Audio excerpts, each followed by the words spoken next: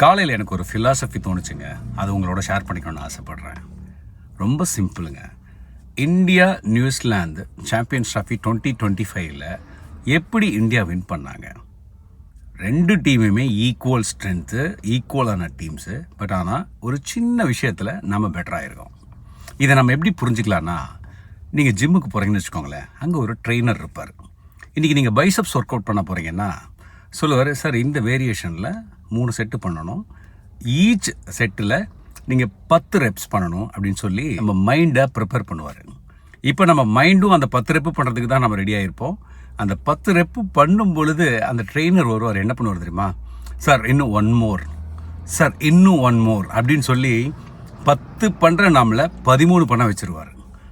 அதனுடைய ரிசல்ட் என்ன ஆகும் அப்படின்னு பார்த்தீங்கன்னா, அந்த பைசப்ஸோட ஷேப்பு அன்றைக்கி ஃபுல்லாக நீங்கள் அந்த மசில் ஹார்டாக இருக்கிறத ஃபீல் பண்ண முடியும். ஸோ இந்த ரிசல்ட் லாங் டேர்மில் என்ன ஆகும்னா, உங்களுடைய பைசப்ஸ் நல்லா பார்க்கறதுக்கு அழகாக இருக்கும்.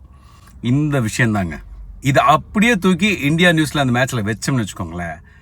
நியூசிலாந்து அந்த 10 ரெப்பு பண்ணுறதுக்கு தங்களை ப்ரிப்பேர் பண்ணிட்டு வந்தாங்க.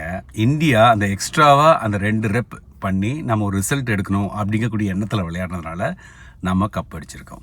ஒரு margin of smallest improvement, smallest addition of thinking, smallest addition of இந்த மைண்ட் அப்ளை பண்ணுறதுனால தான் நம்ம ஜெயித்தோம்.